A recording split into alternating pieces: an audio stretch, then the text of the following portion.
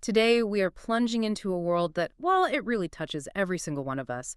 How businesses deal with their impact, on society, on all the different groups they connect with. It's a space where making money often bumps up against what people expect, and yeah, it gets pretty complex. So our mission for this deep dive is tackling this big question: how do organizations actually balance making a profit with their wider responsibilities? We're going to unpack corporate social responsibility, CSR, and also the power dynamics of stakeholders. We've got some really interesting source material to guide us. That's right. We'll kick off with some, let's say, classic definitions and also a pretty provocative counterargument that might make you rethink things a bit. Then we'll get into some really practical tools for understanding who actually matters to a company and why they matter. And to tie it all together, we've got a real-world kind of scenario at the end. It should bring all these ideas to life. It's going to be quite a journey, I think. Okay, sounds good. Let's unpack this, starting with CSR, corporate social responsibility. Our sources define it as, well, it's a really broad concept, isn't it? Kind of an umbrella term. Oh. It covers everything from human rights, how a company is governed, health and safety, obviously environmental effects, working conditions, Yeah. even how it contributes to economic development. Yeah, it's a whole spectrum. Right, a whole spectrum, not just one thing. And the ultimate goal, the sources say, is to drive change towards sustainability. And what's really fascinating, I think, is that while this broad idea seems pretty normal today, it wasn't always the case. It's actually quite modern. For a long time, the main view, the one Milton Friedman famously put forward, was much, much simpler. Stark, even. It's Friedman, right? The economist. Exactly. He argued, very provocatively, that a corporation's only responsibility, its sole responsibility, is to make profits for its shareholders. Full stop. Profit. Profit. His logic was, well, corporations are artificial things, not people. Only actual humans have moral responsibilities. So, managers, they're just agents for the shareholders. Their duty is strictly to them. Spending money on social causes was, in his view, basically betraying that duty. So who handles social issues then? For Friedman, that was purely the government's job, not business. That's a really strong argument, and you still hear echoes of it today, definitely. But our sources push back pretty quickly with this idea of enlightened self-interest. I get the practical side, being ethical might attract customers, avoid boycotts. But is there a danger? It's just, cynical, just good PR rather than real responsibility. How do you tell? That's a great question, and that's where the enlightened part is key. It's about seeing these actions not just as costs, but as strategic investments that actually help the company's long-term health. The real shift is seeing how these responsible actions create a more stable, more profitable environment for the business itself. Okay, so give me an example. Well, think about attracting employees. Companies seen as responsible often find it easier to hire and keep good people. That means a more committed, maybe more productive workforce. Right, that makes sense. Or take a company investing in local education. Seems altruistic, right? But maybe it creates a better trained future workforce for them. Or a more stable community, which means better customers down the line. Oh, okay. It's about proactively building your own healthy ecosystem for success. Not just reacting. It's not purely selfless. It's aligning what's good for society with what's good for the business long term. So doing good isn't just nice, it's actually smart strategy for sticking around. That definitely reframes it. And if companies have these broader responsibilities, the next question is, responsible to whom? Exactly. And that leads us straight into stakeholders. Our sources use Freeman's definition. It's broad. Any person or group that can affect or be affected by the policies or activities of an organization. The key thing there seems to be the two-way street aspect. They can affect the company, and the company affects them. Precisely. And the beauty of looking at stakeholders is how it just explodes that old, narrow view of capitalism. Just thinking about customers, suppliers, shareholders, employees. This wider view brings in government, communities, civil society groups, sometimes even competitors. Understand that whole network is just vital. So what do these stakeholders actually want? That brings us to stakeholder claims. The sources say this is basically what a stakeholder wants something from the company. Their demands, essentially. And there are different types. Direct claims. Those seem straightforward. Unions negotiating wages, shareholders wanting dividends, made right to the company. Right, unambiguous. But then you have these indirect claims. These are from those who can't really speak for themselves. The sources say they have no voice. Yeah, think about an individual customer dealing with a huge corporation, or future generations who will inherit the climate we leave behind, or the natural environment itself. So who speaks for them? Well, that's the thing. Someone else has to interpret and voice that claim. It could be an environmental group, a consumer advocate, maybe even the government acting on their behalf. And to manage all this complexity, it's not just who they are, but how they connect to the company. Are they internal, like employees or the board, shaping things from the inside, or external, like customers or regulators applying pressure from outside? Okay. We also look at how much they're affected. Is it a narrow stakeholder, like a major supplier who depends heavily on the company, or wide, like the general community impacted indirectly? And critically, there's this idea of legitimacy. Does the company see their claim as valid?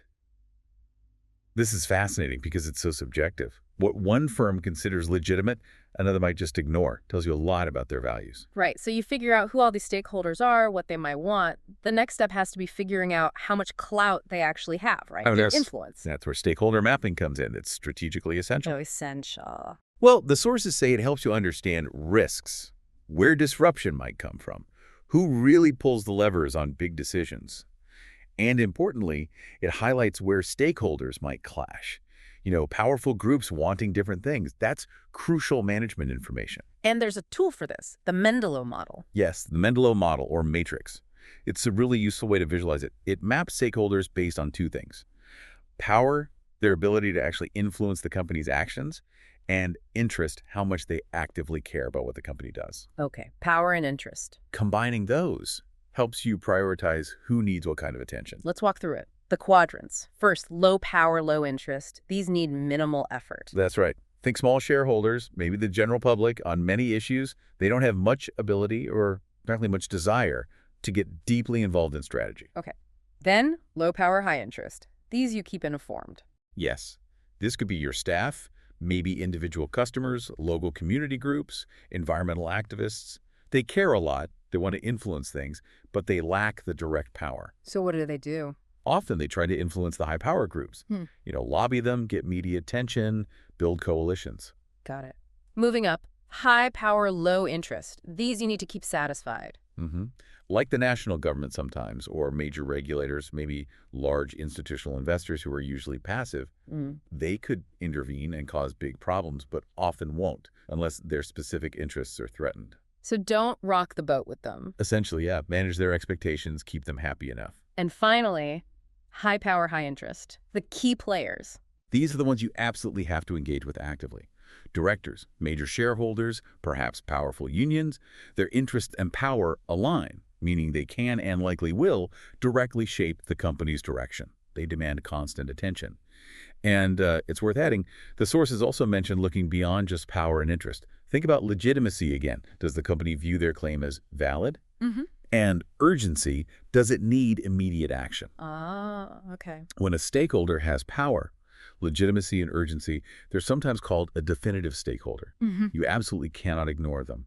It signals immediate critical priority. This really paints a picture of the organization not just as, a money-making machine, but as part of society. Exactly. Which leads nicely into this idea of corporate citizenship. What does that actually mean? Is it just about obeying laws? It's more than that. It's deeper, more proactive than just compliance. Our sources define it as the conferral of rights on stakeholders and the acceptance by the company of its responsibilities. Basically, it means the company takes ownership of its actions, positive and negative, and tries to have a positive impact on all its stakeholders, not just shareholders. It's tightly linked to corporate accountability, being answerable for consequences beyond just the financial bottom line. That feels like a pretty big shift for many companies. Why is this happening? Why this push towards corporate citizenship now? The sources highlight two main drivers. First, sometimes government failure.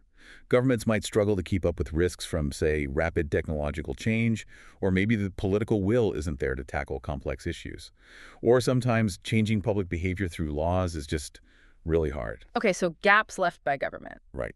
And second, and maybe even more significant, is the sheer corporate power we see today. How so? Well, think about it. Deregulation gives companies huge market influence. Privatization puts essential services in their hands. Where they choose to locate affects jobs massively. Their supply chains put pressure on wages globally. Plus, with businesses operating across borders, international laws can be complex and hard to enforce, which often pushes companies towards self-regulation. They have enormous influence on people's lives. That makes sense. Huge power implies, well, it should imply huge responsibility. Precisely. And our sources mention different views of corporate citizenship, but they really land on the extended view as the most fitting one for today. This view says citizenship means corporations have rights, yes, like free speech or property rights, but they also have responsibilities, like upholding civil liberties, contributing to the community, especially maybe where governments are weak or failing. So being an active, responsible member of society. That's the idea. And how do companies show they're doing this? How do they demonstrate it? A key tool is social accounting. This goes beyond the usual financial reports. It tries to measure and report on a company's ethical performance, its environmental footprint, its broader social impact. The triple bottom line idea. People, planet, profit. Exactly. Measuring success across all three. What makes for good social accounting, though? It can't just be glossy reports, right? Absolutely not. For it to be credible, the sources stress a few things. It needs inclusivity. It should be a real conversation with stakeholders, not just the company talking at them. Okay. Two-way communication. Yes. Then comparability, you need to be able to compare performance over time or against others in the industry. Benchmarking. Makes sense. Completeness is crucial, reporting the bad stuff along with the good. You need the whole picture. Disclosure means being transparent and giving stakeholders the information they actually need. And trust is key, I imagine. Totally. Which leads to the final point, external verification. Getting an independent third party to check the report adds a huge amount of credibility, builds that trust. Okay, theory is great, but let's make this concrete. Let's dive into that scenario you mentioned. Perfect. So imagine this company, LKJ. They distribute electricity in a big country. They get their power from various places: coal, gas, nuclear, and some wind farms, which are pretty expensive. Got it. An electricity distributor. Right. Now, LKJ is owned by three big investing companies, and these owners, they really care about profits. High interest there. So the LKJ board is thinking about buying cheaper electricity generated from coal, but from another country. Cross-border coal. Okay. This cheaper deal means they'd stop buying from an old nuclear plant and those pricey wind farms. Okay, I see the trade-offs emerging. Exactly. Now, an environmental group, Clean Earth, gets wind of this. They launch a media campaign against the coal plan. Bad PR for LKJ. Right, pressure group activated. Meanwhile, the directors, managers, employees inside LKJ, they seem okay with it, maybe even happy, because the cheaper power gives LKJ a price edge, which feels like job security for them. Okay, classic conflict situation brewing. Let's use our framework. First, those three investing companies, the owners. Power. Definitely high. Interest. Also high, they want those returns. So, key players on the Mendelow grid. Absolutely. LKJ's board needs constant dialogue with them. AGMs, regular meetings, making sure everyone's aligned on profit expectations versus, well, other potential impacts. Okay, what about Clean Earth, the environmental group? High interest, obviously. They're passionate about the environment. Power. Initially, maybe low direct power over the board itself. But they're trying to gain power through the media. Exactly. They're trying to influence public opinion, maybe influence customers or regulators, those higher power stakeholders. So how should LKJ's board handle them? Keep informed. Keep informed, yes, but also communicate with them. Explain the reasoning, the trade-offs. Maybe educate them on the complexities. But, and this is vital, the board should also be ready to listen and learn. These groups often have real expertise, even if it's focused. Ignoring them could mean missing important risks or public sentiment shifts. Good point. Don't just dismiss them. What about the people inside LKJ? The directors, managers, employees? High power, they run the place. High interest jobs, company success. From narrow view, chasing cheaper electricity seems logical for profits and job security.